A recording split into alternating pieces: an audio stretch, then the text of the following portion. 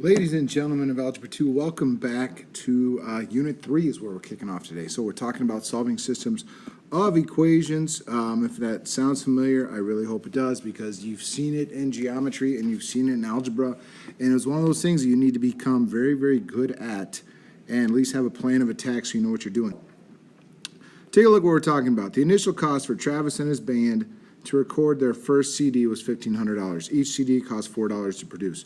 If they sell their CDs for $10 each, how much must they sell before they make a profit? All right, so let's for the cost of CDs, so that's going to be 4x plus the original 1,500. So x is my number of CDs. All right, so x is my number of CDs. All right, so equation for my income of CDs is just going to be 10x, okay, so $10 each time. So when I graph it, that's what happens down here. I notice that those two lines cross at 250 and 2,500. Now, here's what that means. That means that when they sell 250 CDs, when they make $2,500 worth of income,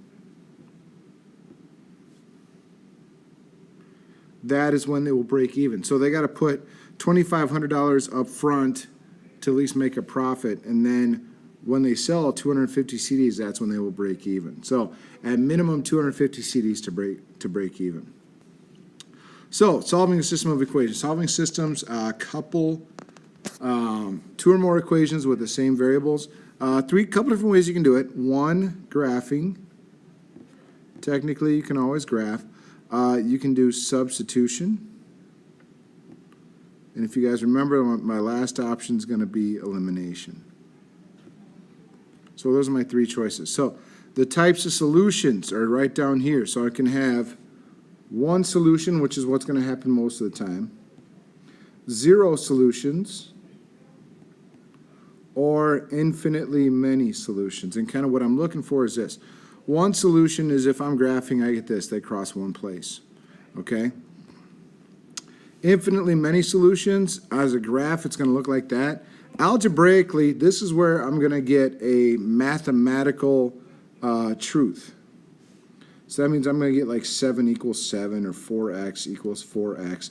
Something that's always going to be true is going to be my tip-off that it's infinitely many solutions. Zero solutions is when I get a lie, okay? So I get like 4 equals 7, 2 equals 5, something like that's going to tip me off that there's zero solutions, and as a graph, that means that the lines are going to be parallel. So if I take a look, they're in standard form, so I want to use intercepts. So for that first one, 2x plus y equals 5. So if x equals 0, y equals 5. If y equals 0, 2x equals 5, so x will equal 2.5. So y equals 5, x equals 2.5, so there's where my line is. So for the second one, if x equals 0, let's change colors. Second one, x equals 0, negative y equals 1, so y equals negative 1. Y equals 0, x equals 1. So y is going to be at negative 1, x is going to equal 1. So it's a perfect diagonal. Where does it cross? Well, it crosses right there. So my solution there is going to be 2, 1. That's where those two cross. So if it's a slope-intercept form, it's pretty easy. Let's graph it first. So now I'm going to graph this second one, okay, and I'll make it red. So a positive 4. And I'm going to go down 5 over 4. There's my line right there. All right, now for this one, let's do intercepts. So if I let x equals 0, 4y equals 7, y equals 7/4, which is 1 3/4, which is about right there. Then if y equals 0, 5x equals 7, x equals 7/5, so that's going to be about right there. When I do this, I actually think that they are parallel, And then one way algebraically I can do it, figure that out, is if I take the first equation and I solve for y, so I do some algebra, subtract 5x, 4y equals negative 5x plus 7. So if I divide everything by 4, here's what I end up with. Y equals negative 5 fourths x plus 7 fourths. Notice something. That slope matches up with my slope from up here. Okay, those two are matching. So that means, yeah, same slope, different y-intercept. They're parallel. This is my dead giveaway that there's no solution. That's my dead giveaway. Now, substitution. Here's my 4 steps. Basically, this is where I'm looking for one of the variables is by itself. Okay, so when I'm looking at this equation, what I'm looking at is this. I'm staring at this y by itself. So what I want to do is put 1/2 x minus 18 and throw it in there for that y. So it's going to look like this.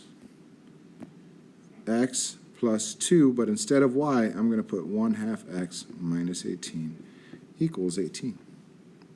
So x plus x minus 36 equals 18. So a little solving here, 2x, add 36 equals 54. Little division, I get x to be 27. So if x is 27, go back and figure out what y is. Well, if x is 27, I'm substituting into this top one now. So y equals, let's see, that's going to be 13.5 minus 8. 13.5 minus 8 is going to be 5.5. So that's going to be my answer, 27, 5.5. So Matt stopped for gas twice on a long car trip. The price of the gas at the first station where he stopped was $2.56. Second station was $2.65. Matt bought a total of 36.1 gallons of gas, spent $94. How much did he spend at the first gas station? So, you know, A is going to be the first one. B is going to be the second one. So we got two things. We got the total, which is A plus B equals 36.1. Then we've got the dollar amount. So the dollar amount is $256A plus $265B. And that totals up to be $94. All right, so now what I want to do is this. I want to do a little solving here. I want to do a little algebra here. So what I'm going to do is this. I'm going to move this down here for a second. A plus B equals 36.1. If I subtract B over here, A now equals 36.1 minus B. So what I want to do is I want to throw that back in here for this. A little substitution action coming at you. So we do that. So my new equation looks like this. 2.56A. Oops, sorry. Instead of A, we're going to put 36.1 minus B plus 2.65B equals 94. All I did was swap that in. That's it. So distribute this. So this gives me 92.416 minus 2.56B plus 2.65B equals 94. So now if I take 94 minus the 92.416,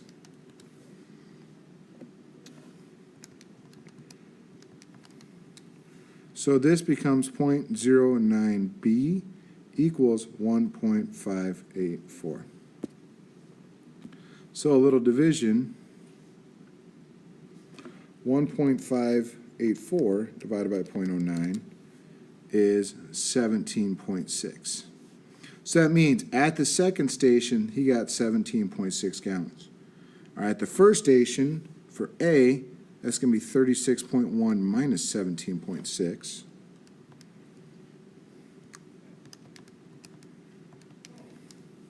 That's going to be 18.5. So my solution here is going to be 18.5, 17.6. There's my answer.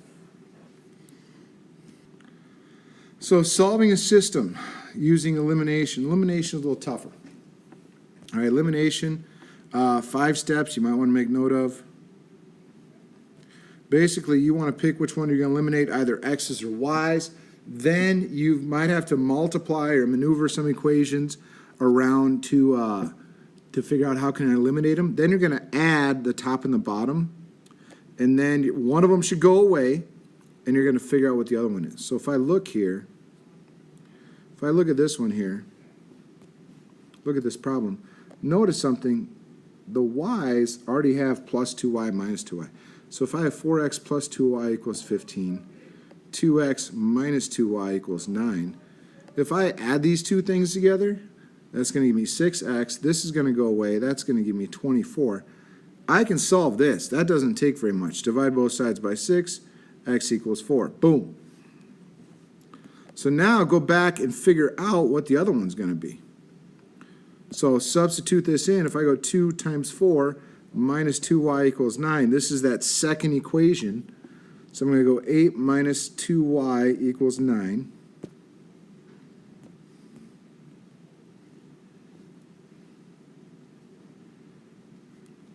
Algebra like you've done 1,000 times before in your life.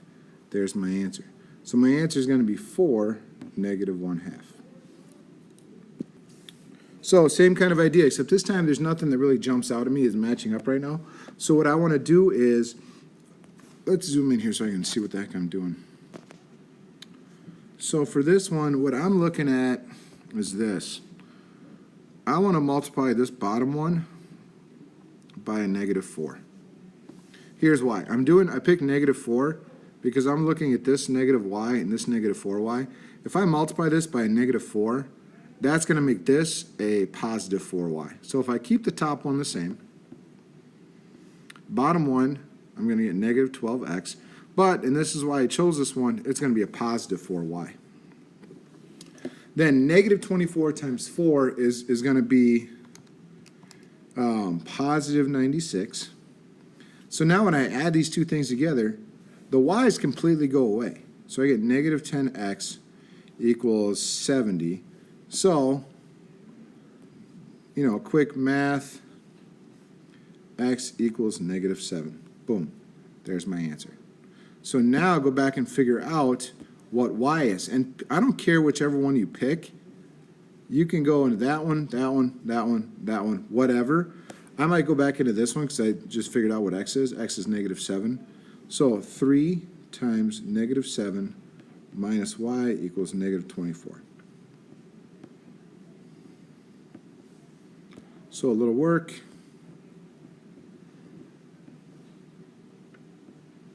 Y equals 3. Bam. There we go.